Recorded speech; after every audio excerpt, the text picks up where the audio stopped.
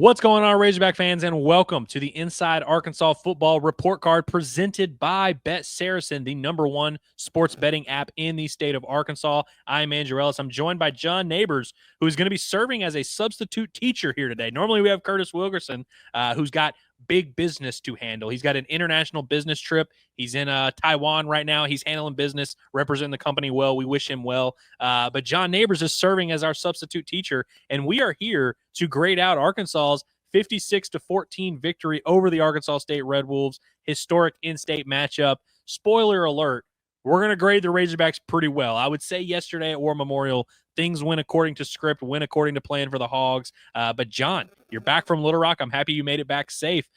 Initial thoughts before we get into the grading and the nitpicking and we really start talking about who sucks and who's good and who's doing whatever. Do you feel good after you slept on it for a day? Do you still feel like Arkansas accomplished a great, massive feat yesterday? Well, as far as sleeping on it, I didn't get much sleep, to be honest. I slept maybe a couple hours, just being honest. But that's okay. Listen, I did the Inside Arkansas devotional this morning. I know you and Cameron knocked out the accountability session.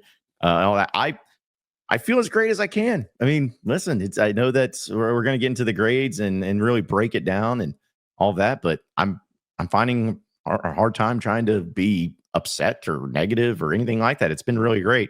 And everybody knows, listen, we love Curtis, but everybody loves when the substitute teacher's there because, it's going to be an easy day. He's just drawing a piece of paper.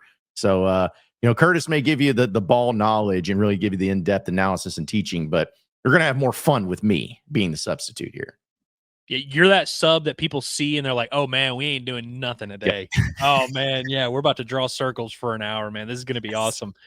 Sometimes me and my buddies, we used to tell the subs opposite names. Like I would tell the sub, she'd be calling roll. Oh, I'm John Nabors. Yeah. And then just go the whole day like that. And so, yeah, we are going to get into all of it. We're going to break it all down. John, I'm going to lob you up for the first one here.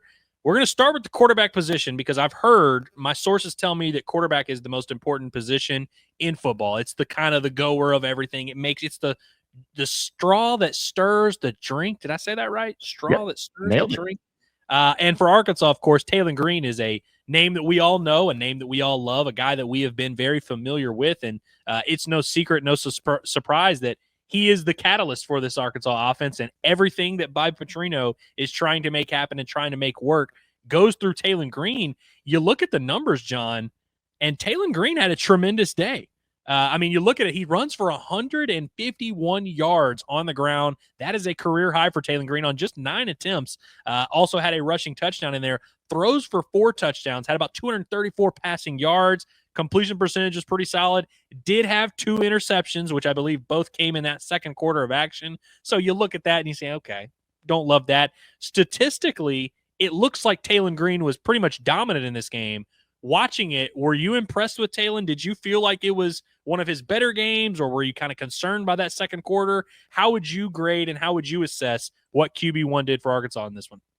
Well, I'm going to be honest, Andrew. You mentioned all the stats there. I'm going with an A- for Taylon, and the only reason it's an A- is because of the 2 interceptions. It's kind of like it would be an A+.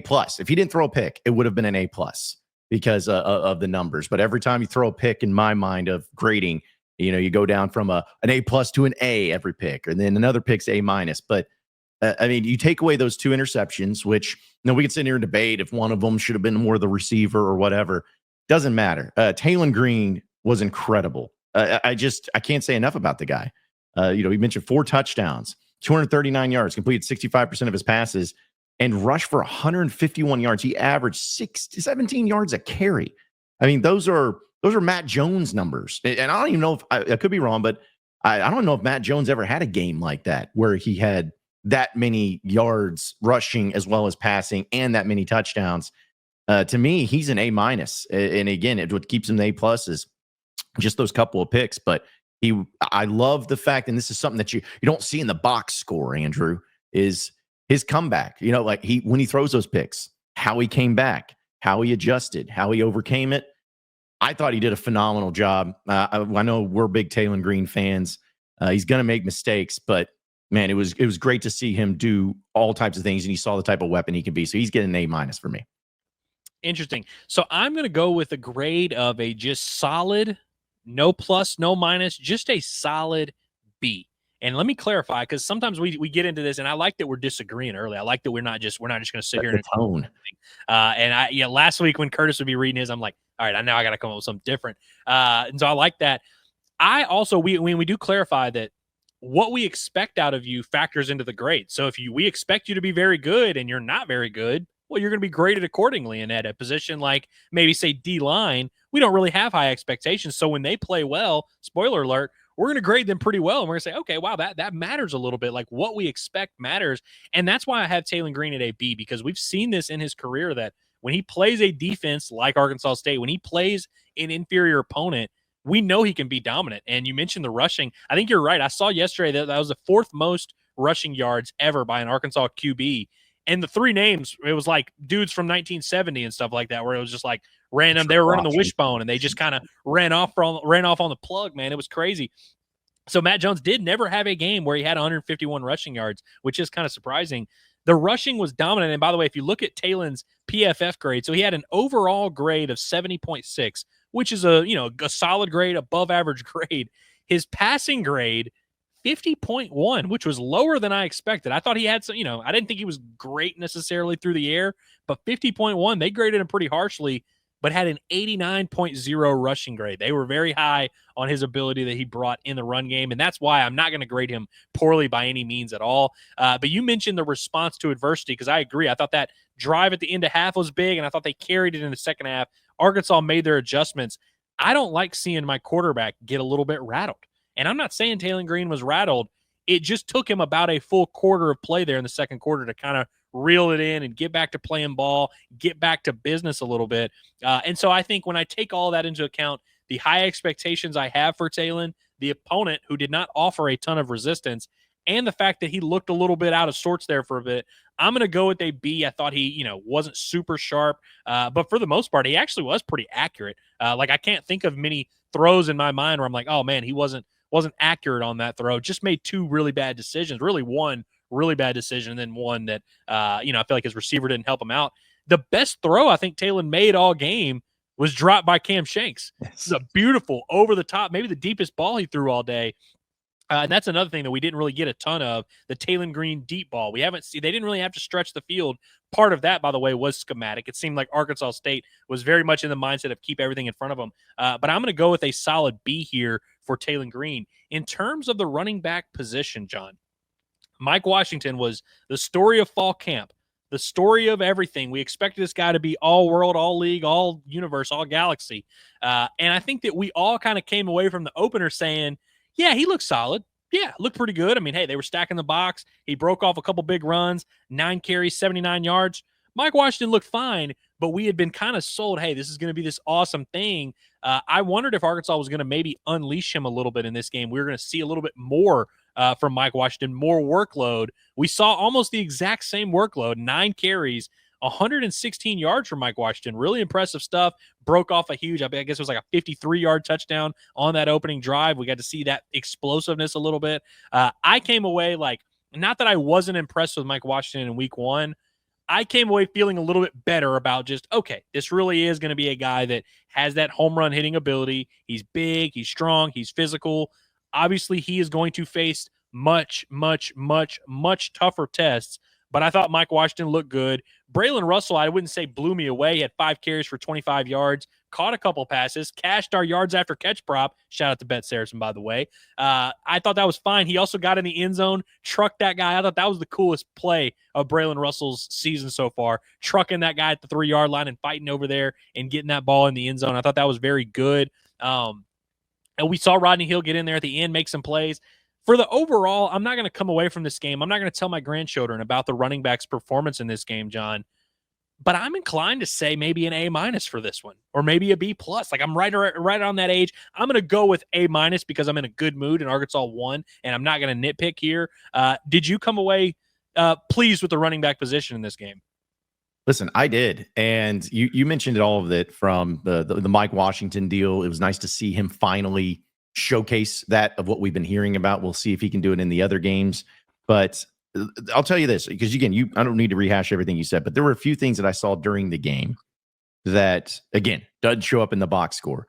But Braylon Russell, I believe it was on the play that I think maybe it was when Mike Washington scored on one of them, or maybe it was a wide receiver. I'm trying to remember what it was. I'll need to go back. But either way, it was a play that was going across the field, and Braylon Russell was a blocker on the play. Like it was going across, and there was a man right there, and Braylon Russell blocked that dude perfectly. And, it's like saying something like, oh, well, yeah, he did his job. Good for him. He blocked the guy. I don't think people understand, like, especially when it comes to blocking. If you're a running back, what do you practice? What type of blocking do you practice nonstop? Pass protection, just being back and looking at it. Very few times does a running back have to run out and block a guy in the open field. Very few times that happens. So it's not something that he's used to. And when I saw it, I was so impressed. I'm like, wow. It wasn't just hey, here's a little hand and kind of shove him a little bit. No, he looked like a offensive lineman out there getting both hands on him. And right there, I'm like, I don't care what Braylon Russell does, although it did win us some money with SARACEN. I don't care what he does the rest of the time. That right there was extremely impressive to me. So coupling that with all of that you said about Mike Washington and what he did, Braylon Russell, seeing Rodney Hill get involved and all of that, I'm going to go with an A. I'm going to go with an A for the running backs because they did their job. There was no mistakes made. They didn't put the ball on the ground. They didn't break down in pass protection. It felt like for the most part, they went north and south. There wasn't any, dumb decisions, bad plays, anything like that.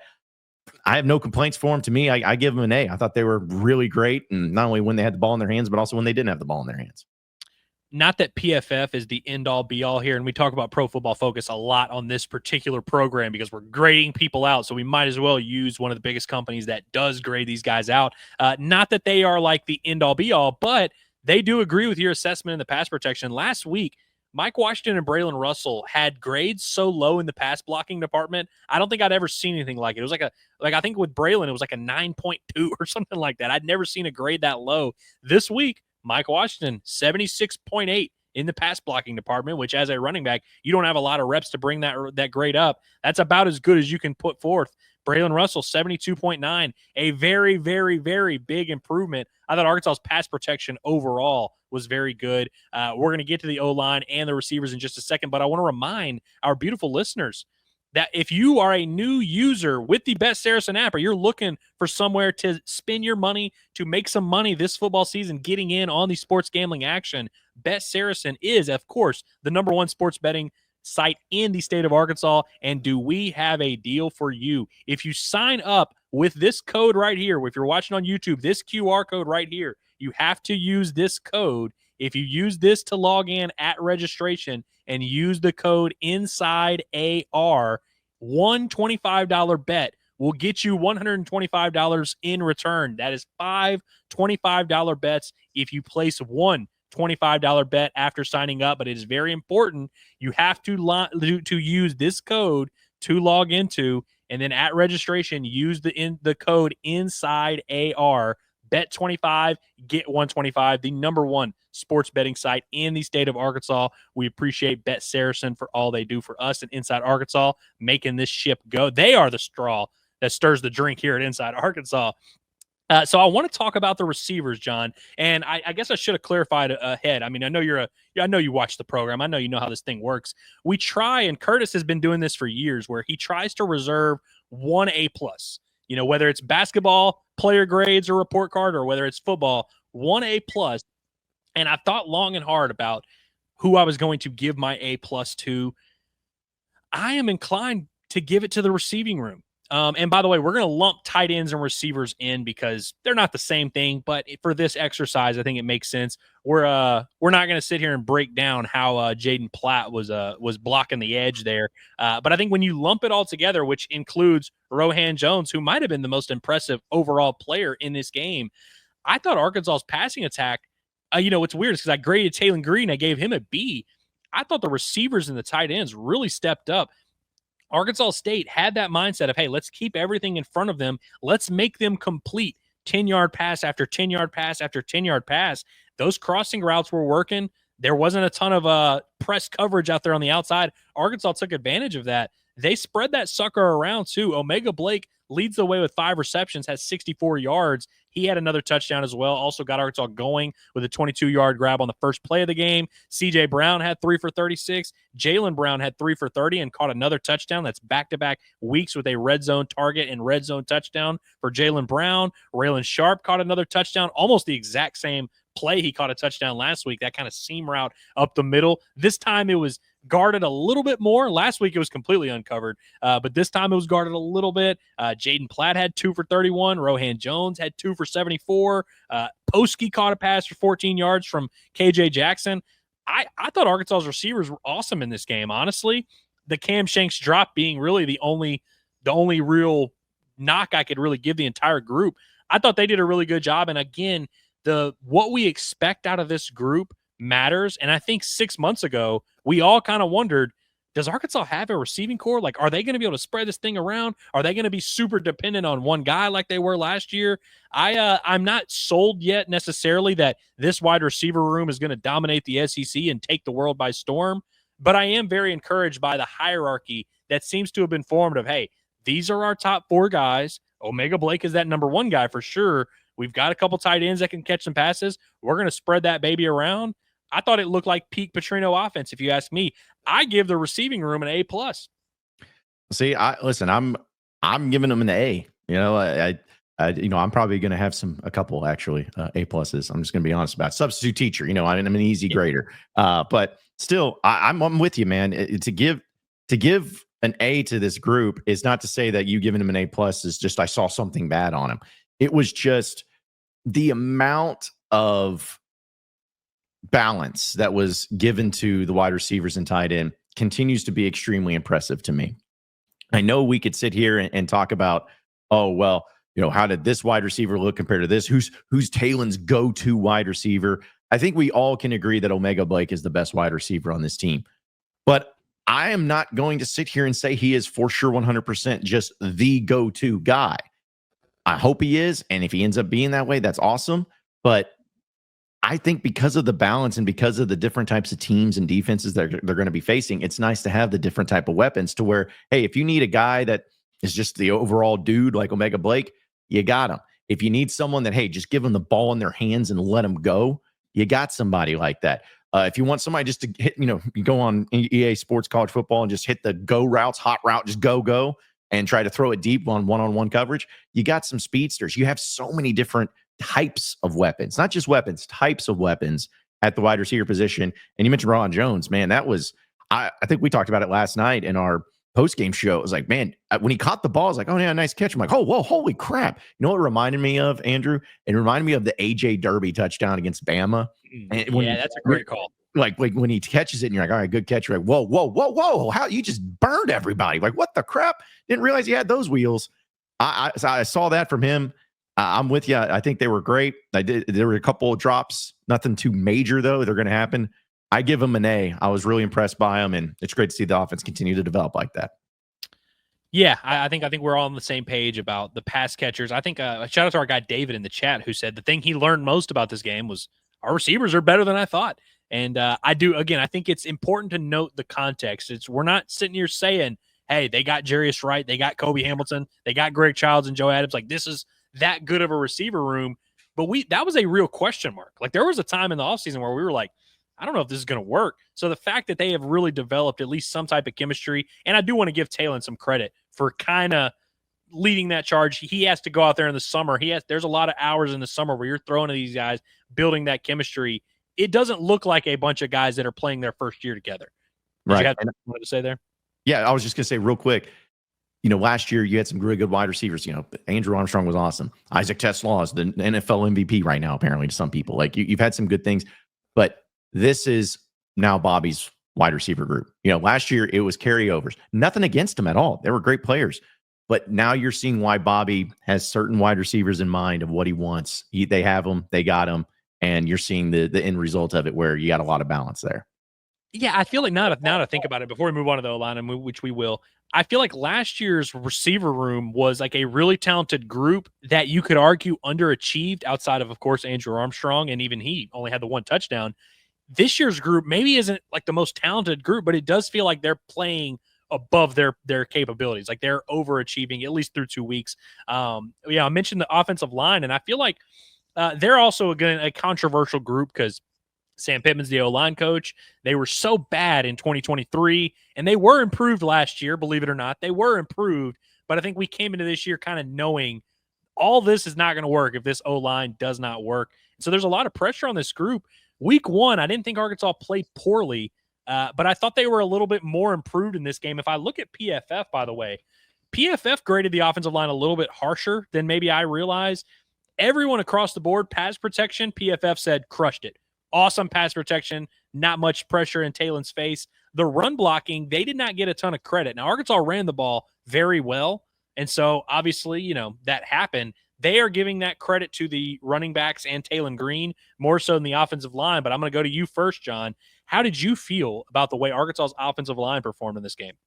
Well, I mentioned that I was going to give out an A+, and this is my A+, is to the offensive line. I know that, you could look at so many different things because you got 5 guys out there. I mean, there's so many. There could be one play that one guy messes up, and it makes it look bad on the whole offensive line group. I guess so. You got to look at it in that lens. But I take all that out. I know what we saw during the game. But I take all that out, and I go to the box score, and I look. Taylon Green and KJ Jackson did not get sacked one time. Not one time. There was only one, Ellis, according to the stat broadcast, one quarterback hurry from the defense of Arkansas State. You rush for 321 yards in this game.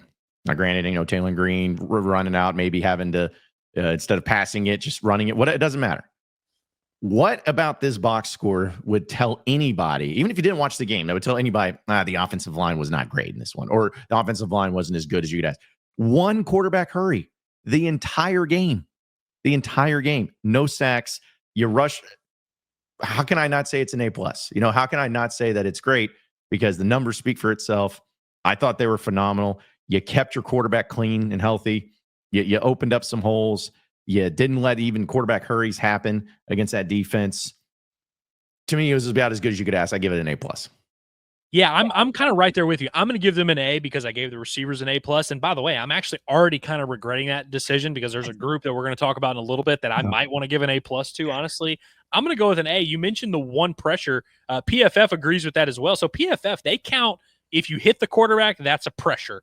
If you hurry the quarterback, that's a pressure. Of course, if you sack the quarterback, that's a pressure. But PFF is usually pretty lenient in terms of if you even looked at the quarterback, they give you a pressure. Like I remember there's some defensive tackles or defensive linemen that it's like, oh, he only has 4 sacks, but he's got 40 pressures. So he's really been getting there. And so I love looking at that stat because I feel like it's a better indication. Like sometimes you may give up 2 sacks, but that was the only 2 plays where you faced any pressure at all. Sometimes it can be deceiving. Only 1 pressure allowed, and they said it was by Caden Kittler. So you're the asshole this week, Caden Kittler. You gave up the pressure. But obviously it didn't result in anybody getting sacked. I think that may have actually been one of those plays where Taylon was flushed out and converted a 3rd down with his legs. So it was a positive play.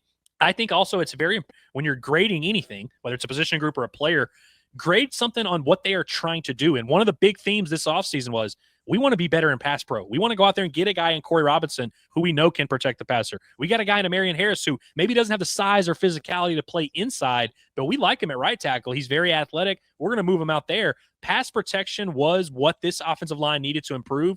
They go out there and improve their pass protection. It's been very good. I also think in the run game, they ran for over 300 yards. Arkansas ran for 322 yards. So it's like, how am I going to knock these guys for their run blocking? I understand this may not be your typical, like the 2014 offensive line that just kind of lined up and big boy football, running the ball 50 times a game. This isn't that, but I think with what this offense is trying to be, they have the right offensive line in place. I'm going with an A. I do love some good O-line play, but you know what I also love is Christmas lighting.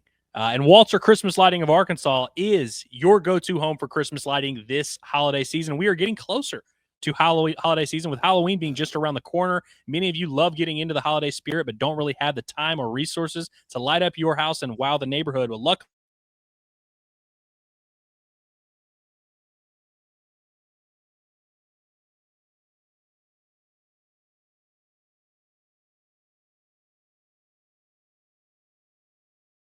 color, any pattern they install, offer free maintenance throughout the holiday season, and we'll take it down for you in January. And if you sign up for, well, I love good O-line play, but I also love Christmas lighting. And Walter Christmas Lighting of Arkansas is your home for holiday lighting this season. We are closer to the holiday season with Halloween being just around the corner this fall. Many of you love getting into the holiday spirit, but don't really have the time or resources to light up your house and wow the neighborhood. Well, luckily for you, Walter Christmas Lighting has you covered all fall and winter. If you're in Northwest Arkansas or the River Valley, have Walter Christmas Lighting install and set up your house with professional Halloween and Christmas lighting like you've never seen before.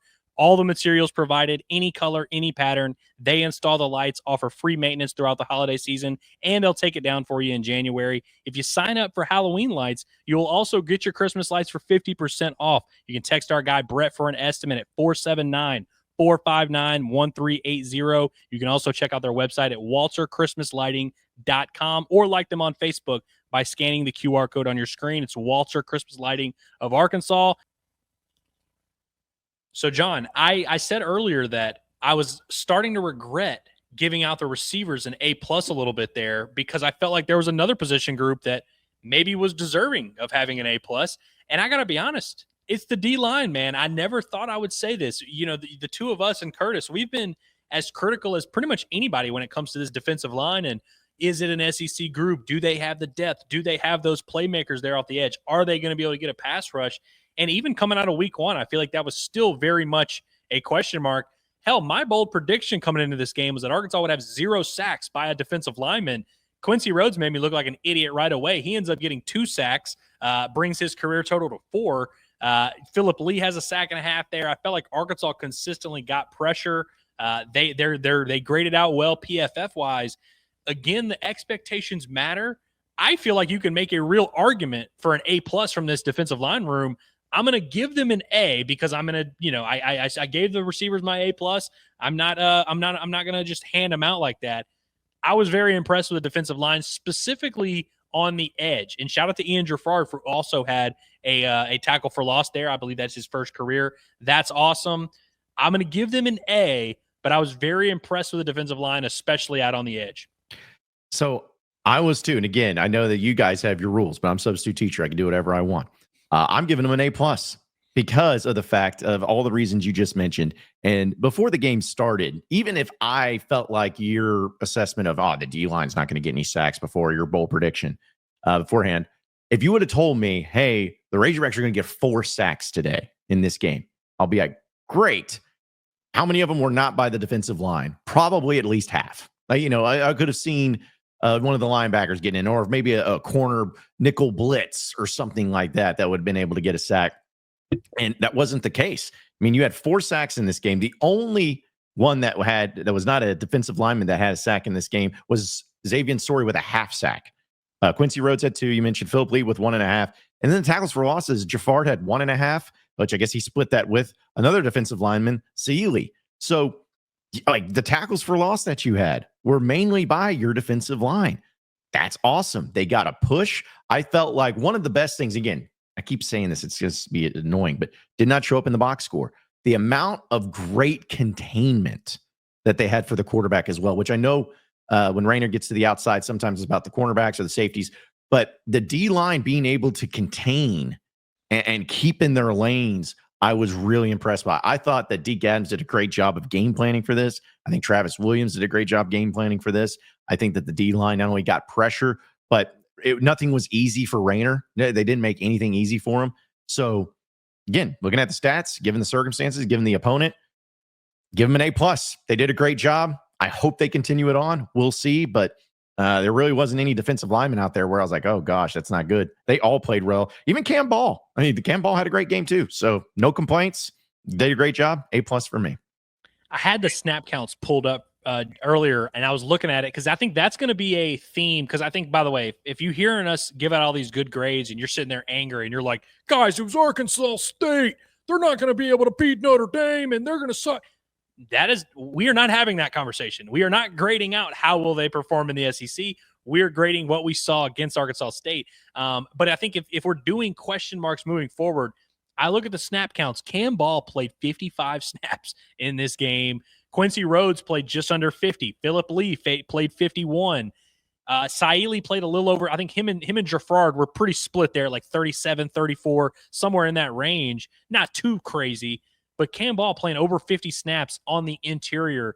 That is a red flag that I still don't feel good about. I still don't know if I love the overall depth of the group, but for the guys that played there Saturday, when they were able to stay out on the field, looked great. Really no controversy there. And if D-line has been the most controversial position, especially on the defense, linebacker is the exact opposite. There has been no controversy. There has never been a point throughout this offseason where we've had to wonder, does Arkansas have good linebackers? Like, or what are they going to do? Who's going to start at linebacker? We've never had that conversation at any point. Steven Dix and Xavier Sori are those linebackers. They will be those linebackers for as long as they're healthy and able. Bradley Shaw, by the way, is starting to play a good bit. Looking at the numbers real quick, Xavier Sori had 14 tackles, including a half sack, a couple tackles for loss. Steven Dix had 10 tackles. Let's see. Bradley Shaw had 3 tackles, a half tackle for loss. So good stuff from him. Wyatt Simmons got in there with 3 tackles. I saw Andrew Harris in there. Tavion Wallace, the freshman, he got in. A lot of action for the linebackers. I like the depth of that room. I'm going to go to you first, John. How would you grade and assess as a substitute teacher the performance of Arkansas's linebackers? Again, I'm going to keep it going, and I'm going to keep getting. I'm going to be overly positive. A plus.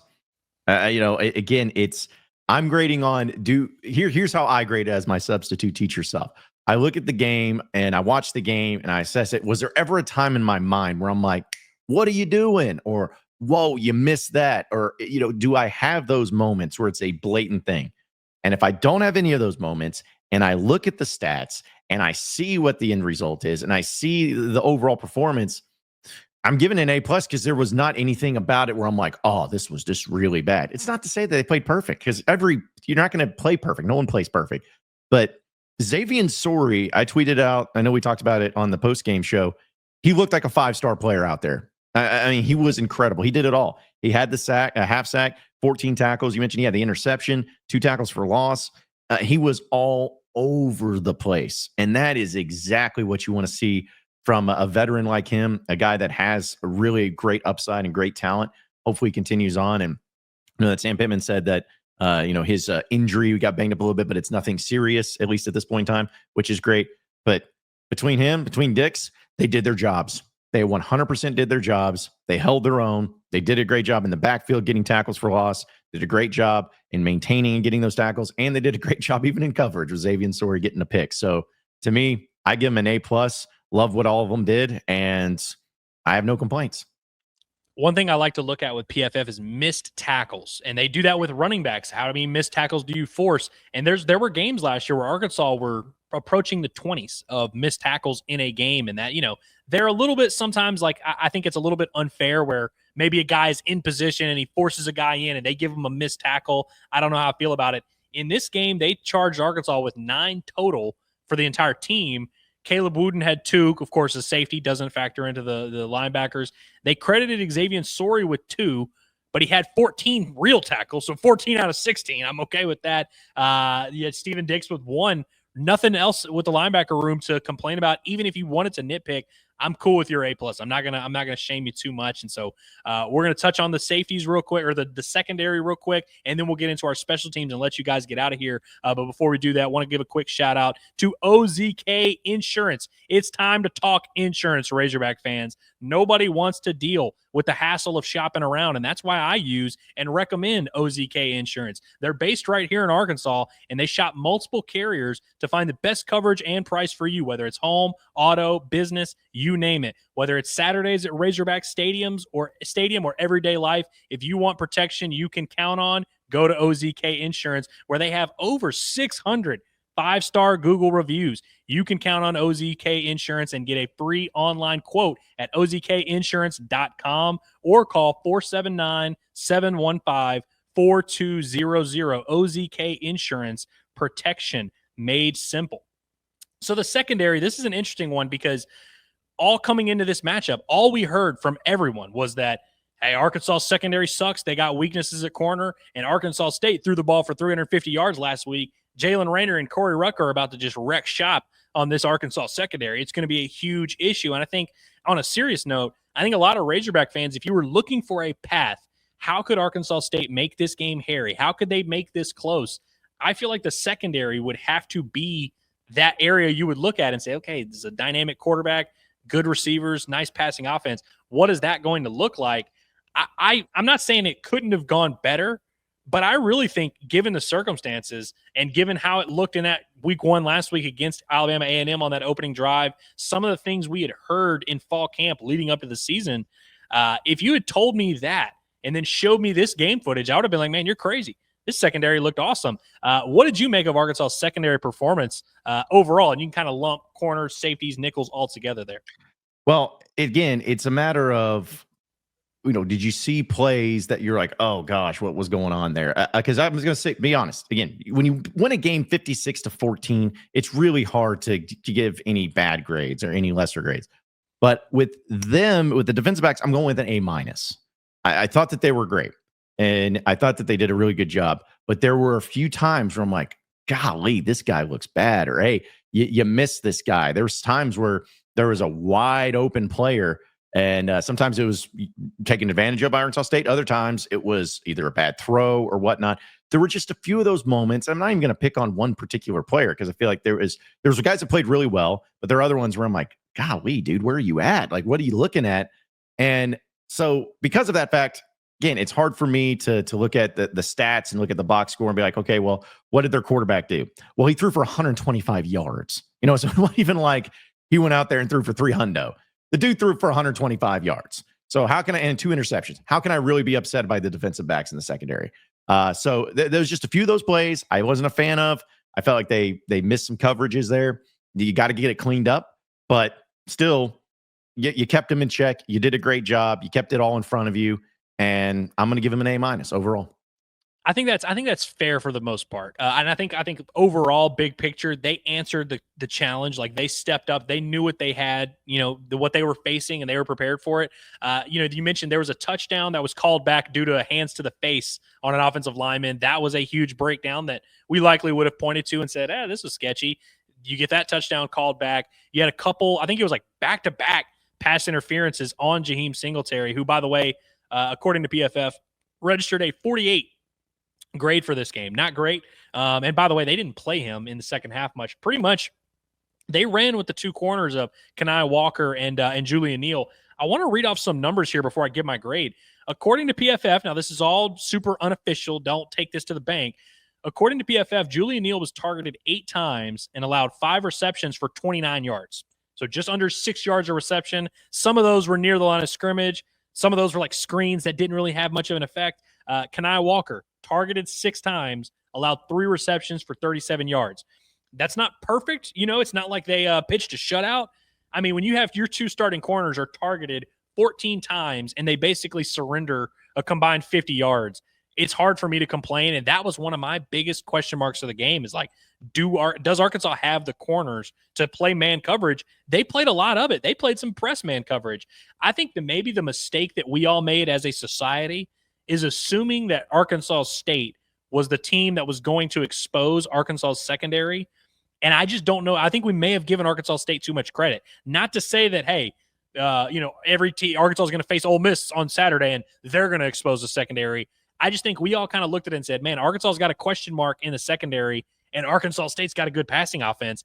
I think that part we may have missed. I'm going to go with an A simply because once they realized Jaheim Singletary wasn't the answer there, they played those 2 starting corners and they looked great. The safeties all were good. I'm good with A. What did you have to say? Well, I was just going to say real quick, I meant to bring this up when I was giving it the A-, but also the penalties that Arkansas had. I had more penalties than I should. On the defensive side of the ball, all of them but 1 were on the secondary. You had the pass interference call. You had 3 holding penalties, 3 in the secondary, all on secondary players. And then, they had the personal foul because of Shakur Smalls, I guess, celebrate a little too much. But still, that was another thing I wanted to throw in there, that you had the issues with not only having some breakdowns, but some of the penalties. In fact, if not all the penalties were on the secondary and the defense. So you got to get that cleaned up too. So again, that's kind of where I'm at in terms of like, there were definitely some things to clean up. And I think also I'm not coming away from this game saying Arkansas is no longer vulnerable in the secondary. I'm not there yet, but where I am at right now on Sunday, September 7th, following the A-State game, is I'm impressed with the way that they played and the way that they stepped up to a challenge against a dynamic quarterback and a good passing offense. Now you have much tougher tests. You have to continue stepping up. You have to continue being ready to answer that bell. And so we'll see how they do it. Now on to special teams, everyone's favorite phase of the game. The most important, as it's been rumored to be a third of the game, even though it is not a third of the game whatsoever. It is rumored to be a third of the game. I thought special teams in this particular game, not great, man. Nope. And I've towed the line between Scott Fountain hater and Scott Fountain defender more than anybody. I feel like I go back and forth a good bit, but we go back on the results where you have a kicker that's balling. We're going to give Scott Fountain credit. Devin Bale punts the ball pretty well. We're going to give Scott Fountain credit. You give up a kick return touchdown, the first since 2018 for Arkansas. Not great, not a good tone to set in this game. You also had a couple penalties. You had to call timeout to avoid getting a substitution penalty when Arkansas State's lining up for a kickoff or lining up for a field goal. Then you have a penalty coming out. You had to force a timeout coming out of kickoff because you had a little bit of an issue here. You also had a penalty that moved back, started your drive behind. I thought last week, Arkansas special teams units were pretty sharp. I thought they were bad in this game, John. We've given out a lot of really good grades. I'm going with a D+ for Arkansas special teams in this game. And really, Scott Starzik, who we love, didn't get to kick any field goals. So he didn't even get a chance to save that score. Yeah, so I'm with you on that. Listen, it's special teams can be very black and white. I was the kick return for a touchdown. That was zero excuse. There was no reason for that to ever happen. It wasn't just, oh man, they blocked it. No, you let the guy, you just didn't stay in your lanes. You let the guy run out to the side. That's like the worst type of kickoff return you can have. It's one thing if you just see a lane and it's great blocking in the C's part there and you run through it, but that's not what happened. You should have tackled him every time. That was abysmal, horrible. Scott Fountain was mad. Sam Pittman was mad at Scott Fountain. Everyone was pissed off. It was bad. The only reason I'm going with a C, that's my grade. The only reason is because of a couple, actually I should say two reasons. Devin Bale, dude had one punt for 62 yards, and it was a boom. I mean, that just boomed it. That, and also shout out to our guy, Ashton No, because he had another great tackle, and he gets fired up, man. He's got that C captain on him. I love that kid. It's awesome. That's the only reason I don't give him. I'm not going as low as you, which I'm not arguing with you on it. But just that was the redeeming quality of seeing your punter, who we all know is good, him going out there and just booting one for 62 yards in the air, mind you. There was not a roll in that. That was in the air. Loved seeing that. I was a big fan of that. So, but the kickoff return, the penalties there. Also, real quick, Andrew, you were watching the game on TV. Did Devin Bale kick off because the PA announcer, I believe in the second quarter, it was actually after the kickoff return for a touchdown. The very next kickoff Arkansas had, they announced Devin Bale on the kickoff. I meant to go back and look. I may have put you on the spot, but I didn't know if maybe you saw it on TV. But either way, maybe just messed up because that happens with PA guys. But if that was the case, it would have been really funny. Be like, nope, you're out. We need to kick it to the end zone. We're not even giving him another chance. So according to Stat Broadcast, Devin Bale recorded 2 kickoffs and Blake Ford recorded 7. I remember seeing Blake Ford on TV. So when you said that, I was kind of like, no, I think it was Blake Ford. But now I checked Stat Broadcast. Devin Bale did have 2 kickoffs. So it seems that is a thing. They have kind of different guys for that. Interesting. And I wonder if that was a response to the return touchdown. I don't know. This is going to sound stupid, John. Arkansas special teams are being carried by Scott Starzik, Ashton No, and Devin Bale. Which like we all thought. That's your snapper, your punter, and your kicker. And so you're probably hearing that and saying, well, isn't that all of special teams? The units and their coverages and the personnel that's out there around them, a little sketchy in this game. But those 3 young men carrying this thing. I mean, Scott Starzik has not missed a kick at Arkansas. Ashton No is making plays as a snapper. One, he's a great snapper, but also makes plays downfield. Devin Bale got down there, stuck his nose in the dirt a little bit. Love to see that. If I were a hater, which I'm not, but if I were a hater, John, I would point out that Devin Bale's 62-yard punt was returned 9 yards. So really, it was a net of 53. And so not a 53-yard punt is not enough for me to move from my D+. If it hadn't been returned, I would have been up to a C, but I'm going to go with D+. But Ashton No made the tackle, man. He did make the tackle, and Devin Bale was right there too. So I'm going to give those young men credit. But I gotta keep this D line or this secondary or this special teams unit motivated. I need to give them some bulletin board material. We gave out too many A's, so I'm going with the D+. I'm holding firm. And real quick on that punt too, another reason that maybe had a little bit of breakdown was the gunners and those on the out did not make the tackle. They should have. There was no reason Ashton No should have made that tackle. It was great, but he should not have been the one that had to make that tackle. And I don't want my deep snapper to continually have to make tackles. That's not something you want to see. It's cool. It's great. I love that for Ashton, but he's not the one that needs to keep making tackles on the punts. That's for sure. So those are our grades, right? Fully. I think we're all set. I think we have our grades. So we got a what do they call a visual aid to help out of our official report card here with Inside Arkansas, Andrew. And hopefully I got all your grades right because I was doing it as we went. But this is your official report card for the Arkansas State. The quarterback, Andrew had B. I had A minus. Running back, Andrew had A minus. I had A. Wide receiver, A plus for Andrew. A for me. Offensive line, A for Andrew. A plus for me. D line, A for Andrew. A plus for me. Linebacker, A for Andrew. A plus for me. Defensive backs, A for Andrew. A minus for me. And special teams, D plus for Andrew. C for me. Gives Andrew an average of a B plus for the Razorbacks, while I'll sit pretty at the A because I just handed out A pluses like they were going out of business. I can live with this. I think if I were like special teams, I feel like it should be like weighted separately. And so I really feel like Arkansas played an A minus A game. But I'm okay with having the average being a B plus. I stand by my grades. Okay. I do too. I think it worked out perfectly and worked out nicely for that. So yeah.